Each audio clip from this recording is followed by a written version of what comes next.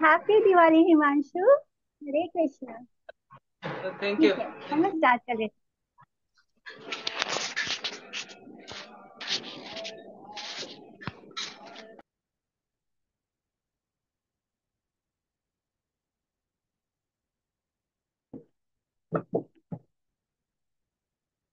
Happy Diwali. तो कल हमने, हरे कृष्णा, कल हम लोग ने प्रेम सरोवर पर हमारे आदिति हैप्पी दिवाली। परिक्रमा को हैप्पी दिवाली एवरीवन। तो आज हम लोग प्रेम सरोवर पर हैं। कल हम यहीं पर विश्राम किए थे प्रेम सरोवर पर, तो वहीं पे थोड़ी सी लीला और बाकी है उसे पढ़ लेते हैं। जैसे कि हम लोग ने सुना था कि राधा रानी जो है वो कृष्ण के पास ही बैठी है, उनकी गोद में ही बैठी है।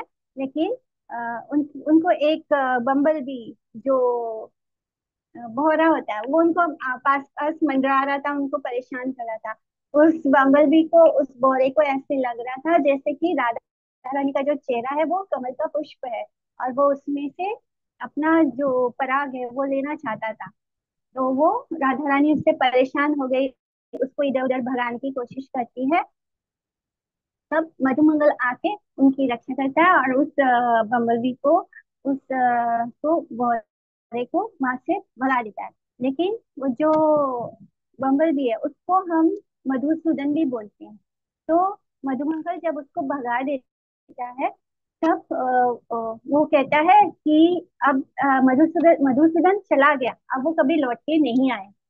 तो राधा रानी जैसे ही ये शब्द सुनती है कि मधुसूदन चला गया, अब लौट के नहीं आएगा, उनको कुछ याद ही नहीं रहता कि वो कृष्ण के पास बैठी है। उनको लगता है कृष्ण चले गए, क्योंकि कृष्ण का एक नाम मधुसूदन है, उन्होंने मधु नाम के दैत्य को मारा। तो वो सोचती है कि कृष्ण चले गए, अब कृष्ण कभी लौट के नहीं आएंगे, और उसमें उनको इतना अपार विरह हो जाता है, वो एकदम दुख में जैसे डूब गई। तो कृष्ण जब ये देखते हैं, मैंने कृष्ण के भी राधा रानी के आंखों से झरझर आंसू बह रहे हैं, और कृष्ण जब ये देखते हैं कि राधा रानी का प्रेम कितना ऊंचा है, मैंने कृष्ण पास बैठे हैं, कृष्ण के साथ बैठी हैं, और फिर भी उन्होंने बस इतना सुना कि कृष्ण मधुसूदन चला गया, अब नहीं आएगा।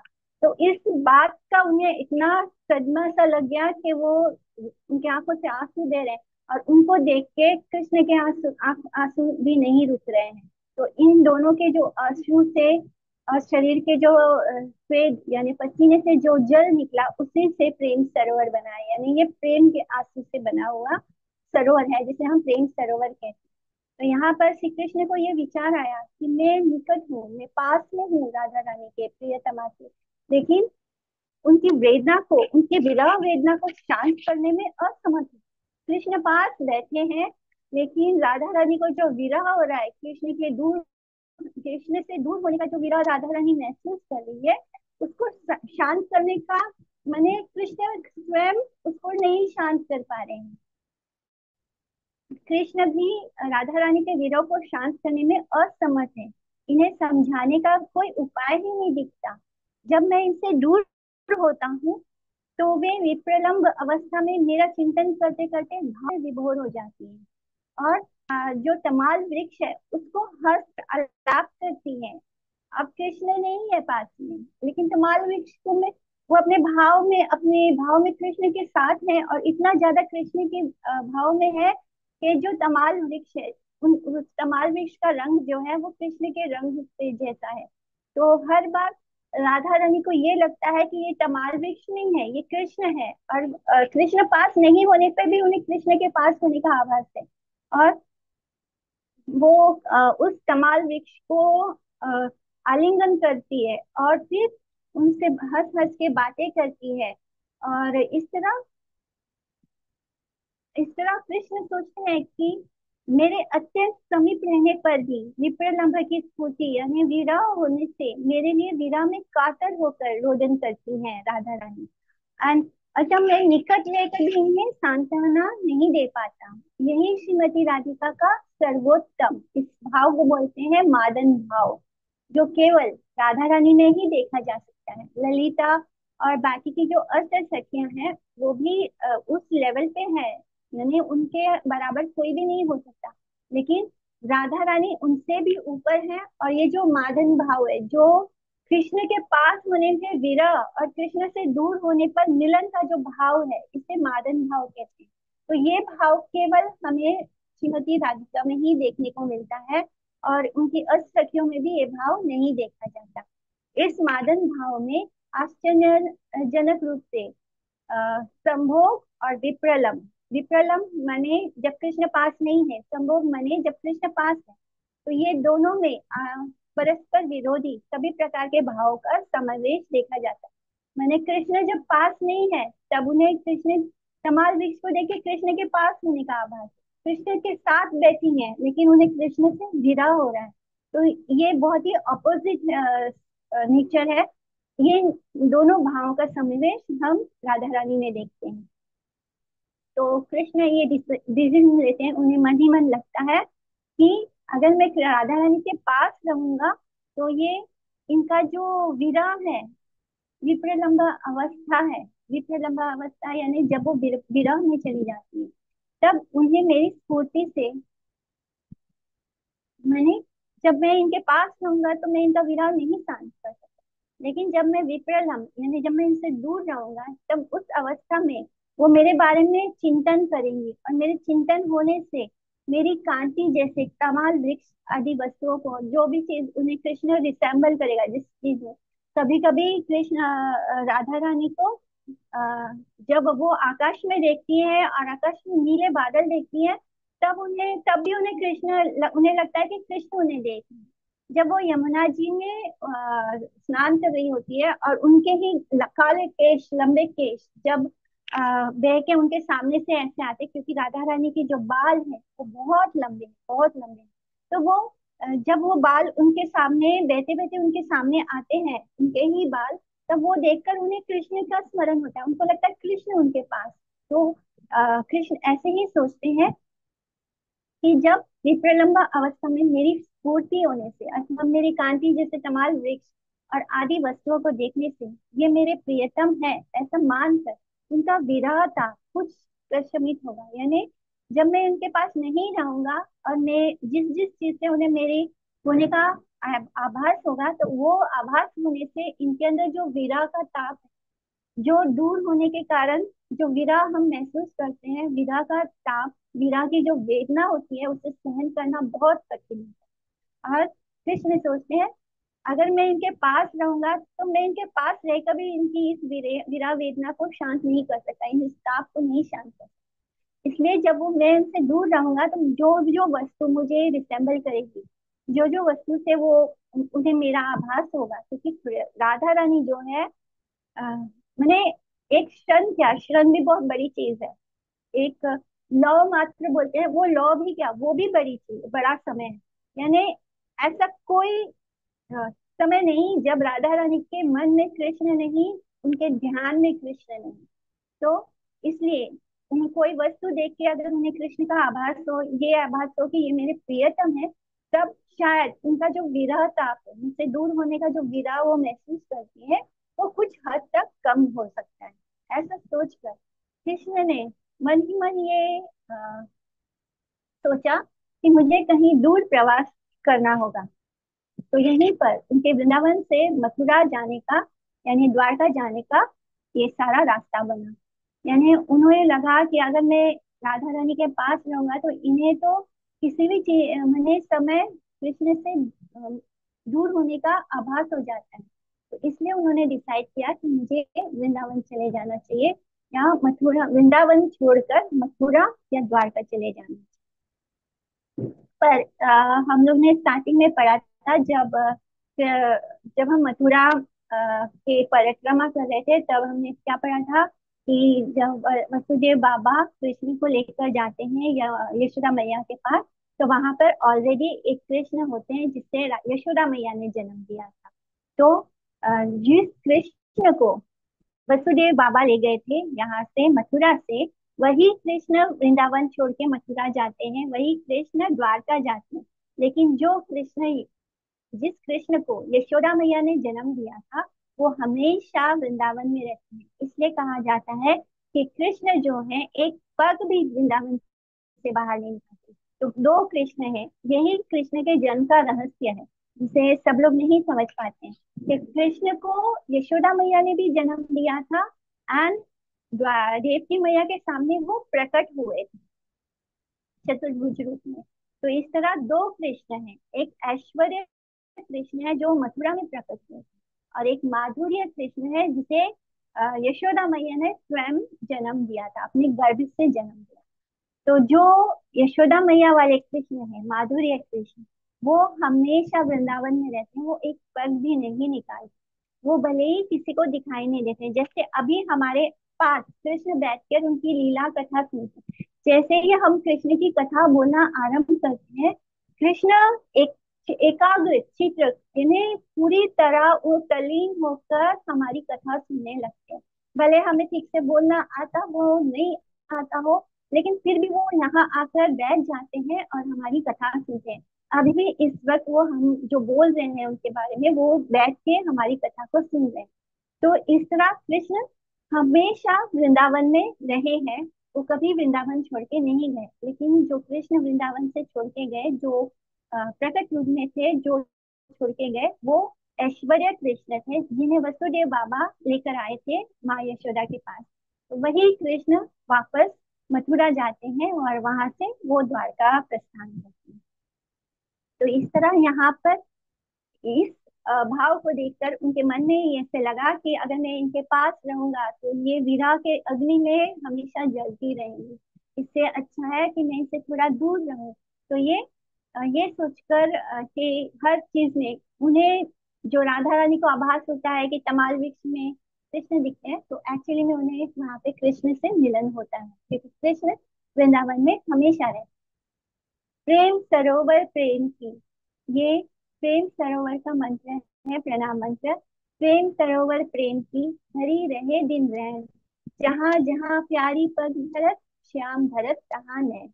तो इस सरोवर में स्नान करने से राधा कृष्ण युगल के प्रेम की प्राप्ति होती है, इसमें कोई संदेह नहीं है। यहाँ ललिता मोहन जी, रास मंडल, झूला स्थल, प्रेम बिहारी जी का मंदिर, श्री वल्लभाचार्य की बैठक, श्री विठल नाथ जी की बैठकें, तथा पूर्व दिशा में गाजीपुर गांव है। और भाद्र शुक्ल द्वादशी को यहाँ बूढ़ी लीला होती है। तो बूढ़ी लीला क्या थी वो हम लोग ने पीछे पढ़ा था।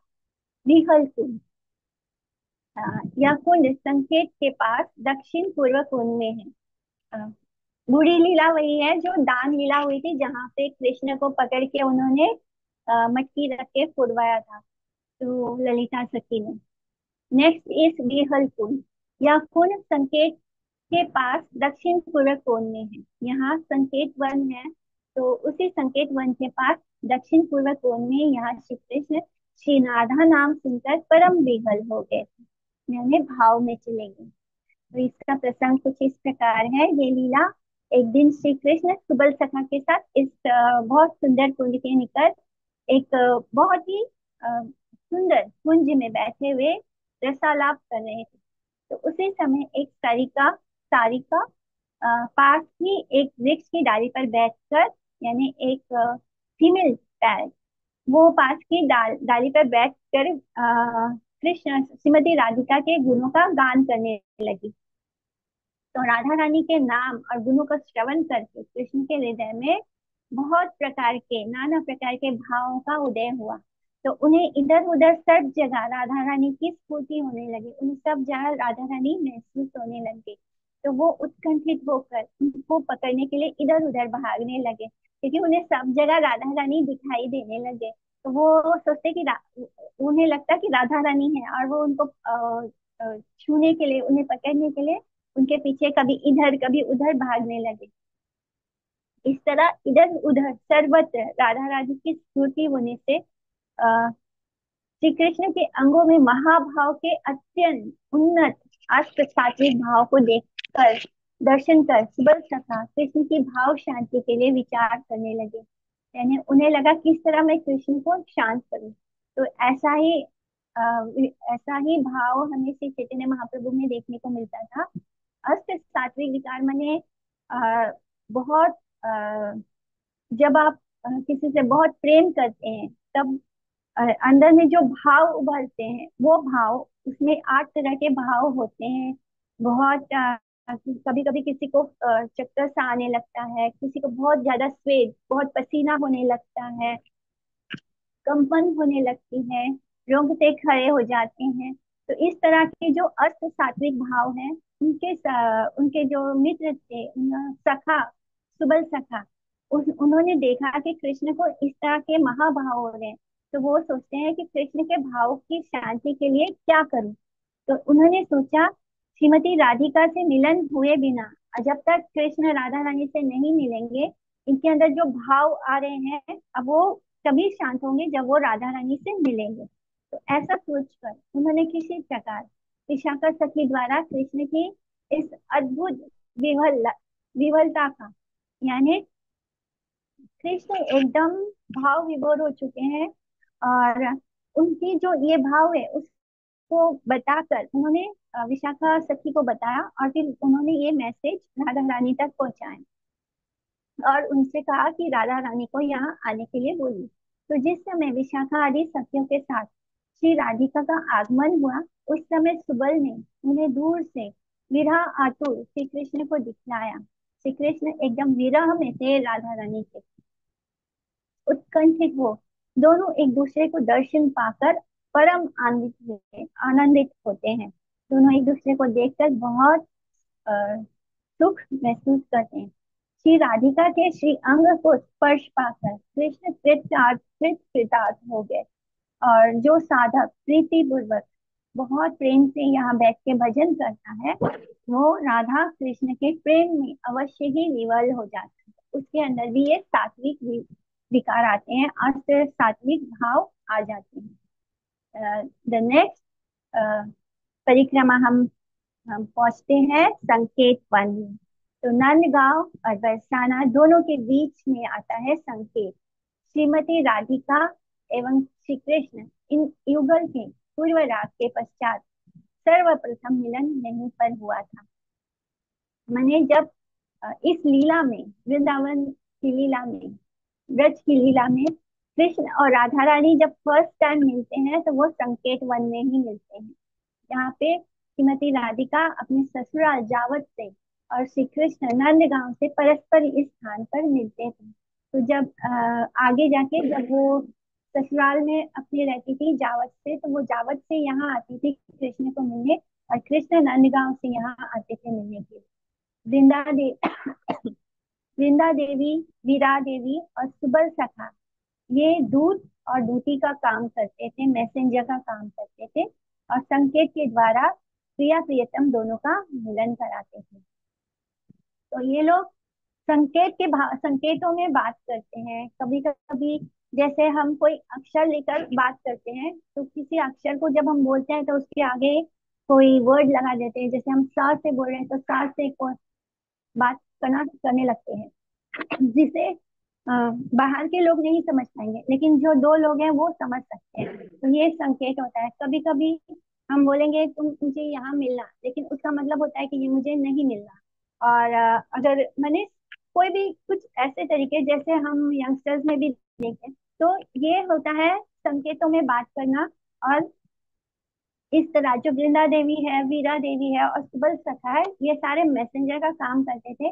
और ये दोनों, ये सारे सखा लोग और सखियां एक दूसरे से संकेत भाषा में, ताकि आसपास के लोग जो हैं, जो बड़े हैं, वो उन बातों को समझ ना सके, और उनके सामने, जैसे राधा रानी की जो सास है जटिला, और उनकी जो ननद है कुटिला, तो अब उनके सामने वो डायरेक्टली नहीं मिल सकती हैं कृष्ण से। तो जब विशाखा सखी और बाकी की सखियां जब उनसे मिलती थी, तब वो उन्हें संकेत भाषा में बोलती थी कि आज इन्हें सूर्य पूजा करने जाना है, या जिससे मतलब कोई ऐसी बात तरीके से बात करती थी जिससे कि राधा रानी समझ जाती थी कि कृष्ण आज उन्हें कहाँ मिलने वाले हैं, कौन से वन में मिलेंगे, किस जगह मिलेंगे। तो इस तरह, इसलिए इस स्थान का नाम संकेत है। कभी कभी श्रीमती राधिका जी और कभी कभी कृष्ण इस स्थान पर परस्पर मिलने के लिए अभिसार करते थे। और कृष्णदास कविराज द्वारा रचित गोविंद लीला अमृत तथा शीला विश्वनाथ चक्रवर्ती ठाकुर द्वारा रचित कृष्ण भावनामृत ग्रंथ में स्लैश एवं निशांत लीला का इस संकेत स्थल में राधा कृष्ण के मिलन एवं विलास का अद्भुत सरस रूप में वर्णन किया गया है। मैंने निशांत लीला यानी रात के समय जब वो मिलते थे। योग माया की अभिलाषा के अनुसार श्री वीरा एवं वृंदा देवी ये दोनों प्रधान दूतियां मैसेंजर श्री राधा कृष्ण युगल का परस्पर मिलन कराती हैं। और श्री वृंदा देवी निशांत के समय युगल के मधुर जागरण की व्यवस्था करती है। जो वृंदा देवी है वो सारा अरेंजमेंट करती है कि वो डिसाइड करती है कि आज राधा रानी और कृष्ण कौन से वन में मिलेंगे, कौन से जगह में मिलेंगे। फिर उनके जितने भी पैरेट्स होते हैं, जितने भी तोते होते हैं, सुख एंड सारी। सुख माने मेल पैरेट एंड सारी मीन फीमेल पैरेट। तो इनके जो पैरेट्स होते हैं ये उड़ कर जाते हैं और देखते हैं कि कौन सा जगह, कौन सा वन आज सेफ है जहाँ पे राधा रानी और कृष्ण मिल सकते हैं, कौन सा वन आज बहुत सुंदर है। तो उस वन में वो मीटिंग अरेंज करती है, जैसे आजकल इवेंट मैनेजर होते हैं तो कैसे पूरा अरेंजमेंट करते हैं, तो इसी तरह वृंदा देवी राधा रानी और कृष्ण की इवेंट मैनेजर है। वो डिसाइड करती हैं कि कौन से वन में कहाँ पर कृष्ण और राधा रानी मिलेंगे। और वृंदा देवी के पास बहुत सारे पैरेट्स हैं और उनका जो मेन पैरेट है वो येलो कलर का होता है। तो दो येलो कलर के उनके पैर, तो वो दोनों पैर उनके मेन है, जो हेड ऑफ द बाकी के पैर है। और ऐसा करके बहुत सारे पैर के झुंड होते हैं और वो पूरा उड़ के जाते हैं, देख कर आते हैं। फिर वृंदावन देवी को बताते हैं कि कौन सी जगह आज बहुत अच्छा है जहाँ पे राधा रानी और कृष्ण मिल सकते हैं। और फिर वो उस जगह पर जाकर अरेंजमेंट करती हैं। वहां पे उनके लिए बहुत सुंदर सा अ, जैसे हम टेंट वगैरह बनाते हैं तो वहां वो पेड़ पौधों के पत्तों से बहुत सुंदर सा बनाती हैं। एक कमरे जैसा बना देती हैं, बहुत सुंदर से उनकी बेड की रचना करती हैं। तो ये सारा अरेंजमेंट इतना वो क्या खाएंगे, वो क्या पिएंगे, कैसे विलास करेंगे, सब कुछ सारा अरेंजमेंट वृंदा देवी करती हैं। तो इस तरह वृंदा देवी, इसलिए वृंदा देवी के नाम पर वृंदावन भी है। तो योग माया की अभिलाषा से वृंदा देवी और शिवा ये दो प्रधान दूतियां हैं, इन राधा रानी की और कृष्ण की प्रधान मैसेंजर हैं जो इन दोनों का हमेशा मिलन कराती हैं।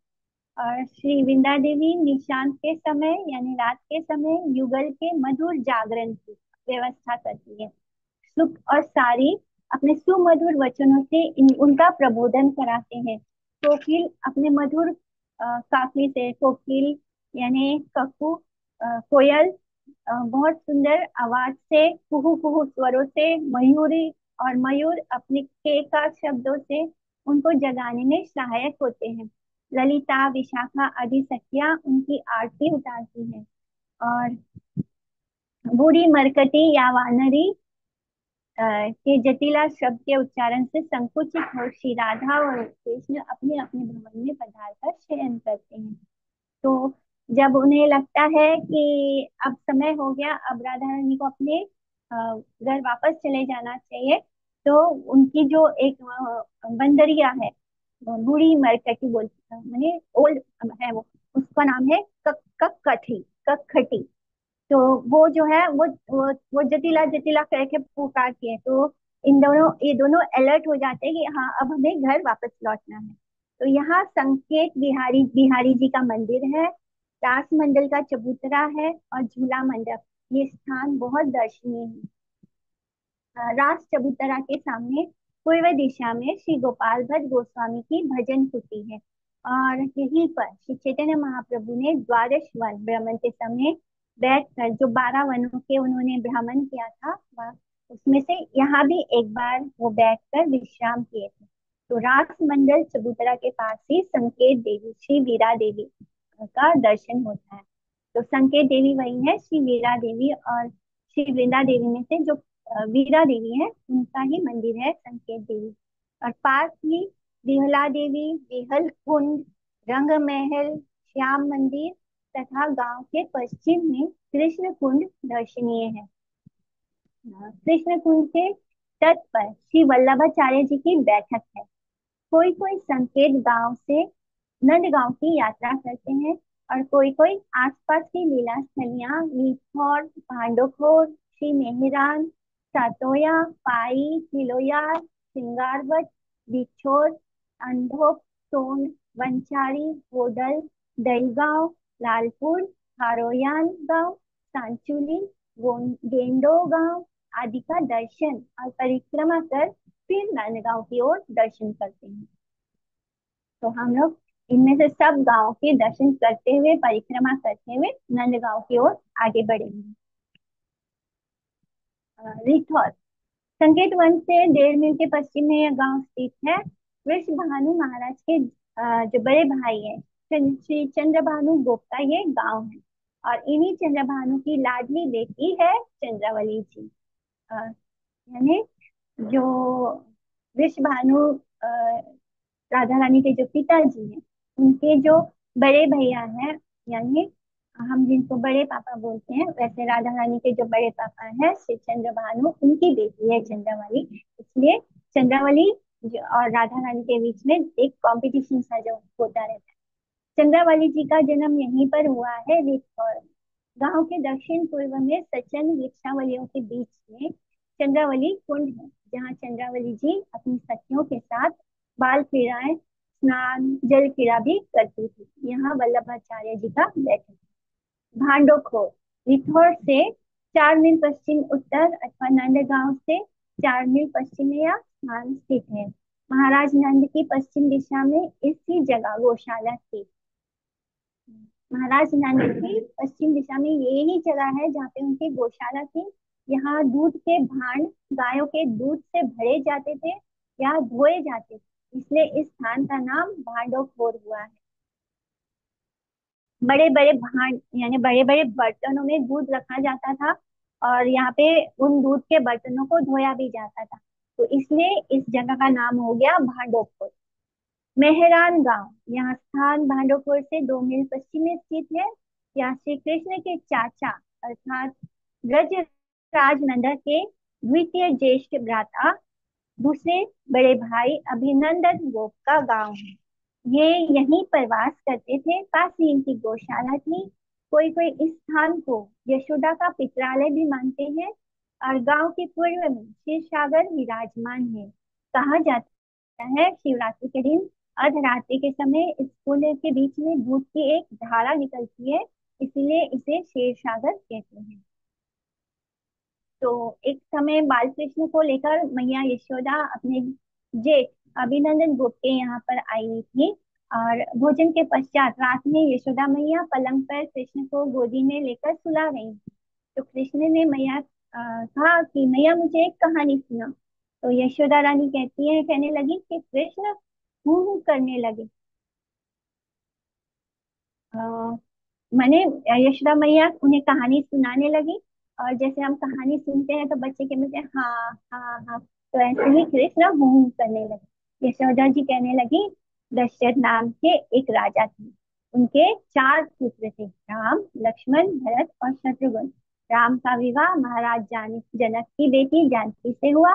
पिता के आदेश से राम अपनी पत्नी सीता और छोटे भाई के साथ, लक्ष्मण के साथ वन में चले गए। कृष्ण कहते हैं हाँ, ऐसे बोलते हैं, हुंकार भरते जा रहे थे। तो यशोदा मैया ने कहा, वन में रावण नामक राक्षस ने सीता जी का हरण कर लिया। इतना सुनते ही कृष्ण अपने पूर्व अवतार राम के आवेश में आविष्ट होकर बोलने लगे, लक्ष्मण धनुष लाओ, लक्ष्मण धनुष लाओ। कहते हुए पलंग से कूद पड़े। ऐसा देखकर रेखा मैया डर गई। ये जो लीला है ये इसी गांव में हुई थी, मेहरान गांव में। सातोया मेहरान गांव से 2 मील के मेहरान गांव से 2 मील के पश्चिम में यह गांव स्थित है। इसका नामांतर सतवास भी है, और यह श्री कृष्ण की महिषी सत्यभामा के पिता महाराज सत्राजीत की सूर्य आराधना का स्थल है। जो श्री कृष्ण जी की वाइफ थी सत्यभामा, उनके जो पिता है महाराज सत्राजीत, वो यहाँ पर सूर्य आराधना करते थे, तो ये उनके सूर्य आराधना करने का स्थल है। 17 शब्द का ही अब ब्रह्म सतवास है, यानी पहले उस वर्ड का नाम था 17, लेकिन बाद में वो 17 का हो गया सतवास। गांव के उत्तर पूर्व में कोण में सूर्य कुंड विराजमान है। इसी कुंड के उत्तर तट पर सूर्य मंदिर है। और यही कुंड में स्नान करके महाराज सत्यजित सूर्य की आराधना करते थे। सूर्य देव ने प्रसन्न होकर उनको एक सूर्यकांत मणि प्रदान की थी, जो प्रतिदिन महाराज सत्यजित को प्रचुर स्वर्ण प्रदान करती थी। यानी वो मणि ऐसी थी कि उन्हें हर रोज उस वो मणि बहुत सारा सोना देती थी।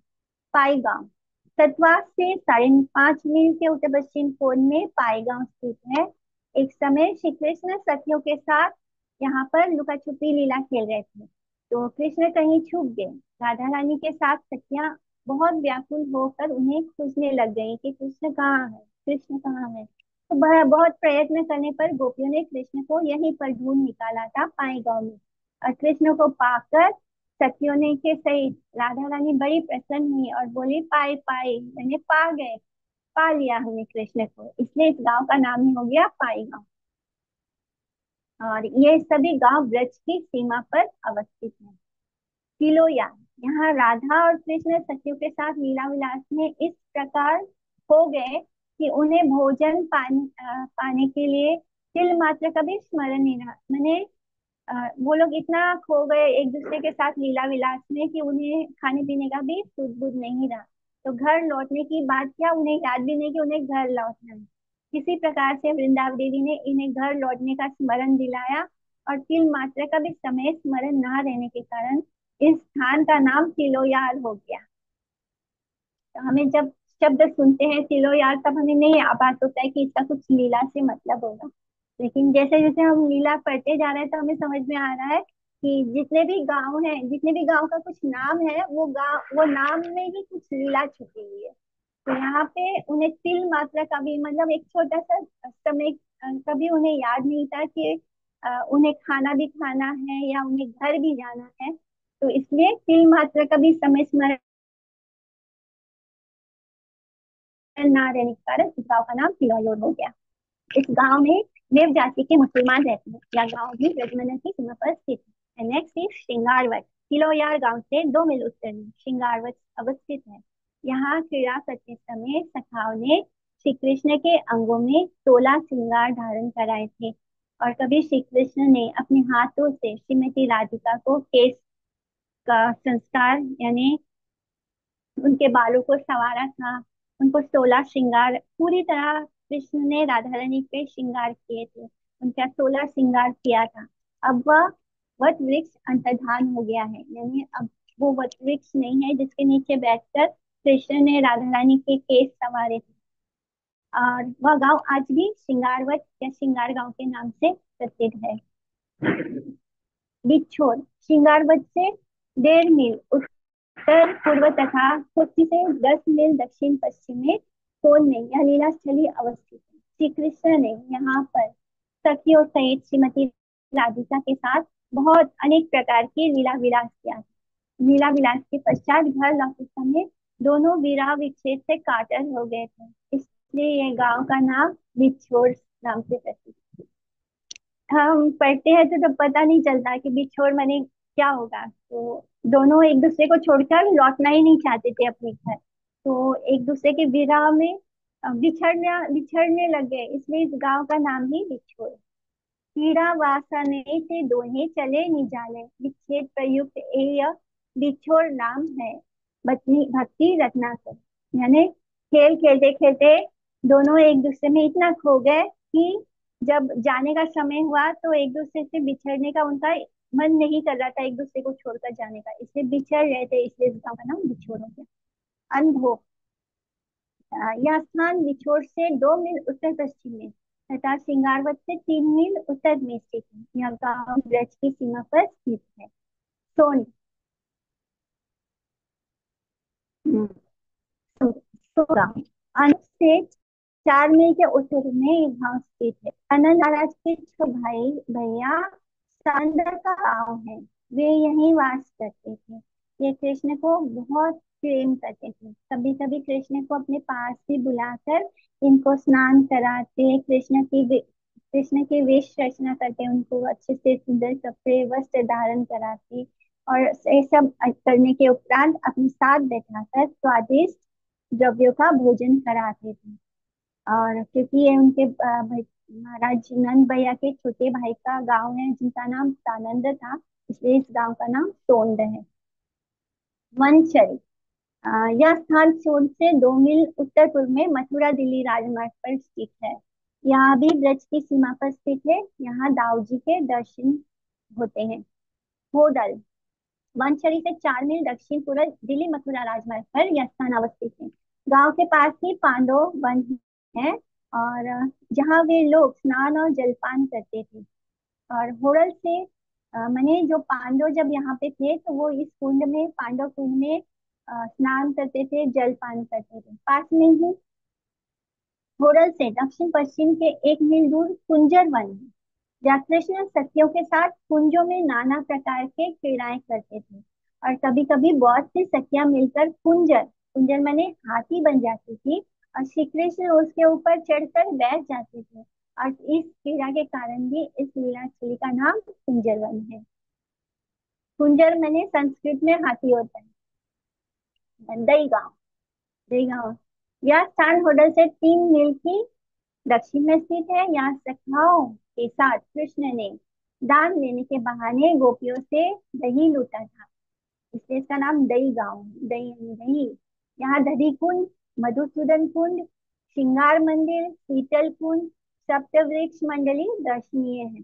और शीतल कुंड के तट पर कदम वृक्ष के नीचे श्री वल्लभाचार्य जी की बैठक। लालपुर, दही गांव से 1.5 मील के पश्चिम की ओर यह गांव स्थित है, और इस गांव के उत्तर में दुर्वासा मुनि का आश्रम है। वहाँ दुर्वासा कुंड है और दुर्वासा जी का मंदिर भी है। लालपुर में हरोयान ग्राम, इस गांव का वर्तमान नाम पीपरवार है। यहाँ श्रीमती राधिका ने पासक्रीड़ा कृष्ण ने कृष्ण को हरा दिया और उनकी वंशी को जीत लिया। तो ये लीला हम लोग कल श्रवण करेंगे। और आज हमारी परिक्रमा को हम हरोयान ग्राम, जहाँ पे कृष्ण हार गए, तो उस गांव का नाम ही हरोयान है। तो यहाँ पर हमारी परिक्रमा को हम रोकते हैं और रात भर हम हरोयान में रहेंगे। कल हम हरोयान ग्राम की जो लीला है जिसमें राधा रानी ने कृष्ण को हराया कैसे, वो जानेंगे। वांछा कल्पतरुभ्यश्च कृपा सिन्धुभ्येव च पतितानां पावनेभ्यो वैष्णवेभ्यो नमो नमः। चलो प्रणाम हरे एवरीवन, हरे कृष्णा। प्रणाम। हरे कृष्णा दीदी।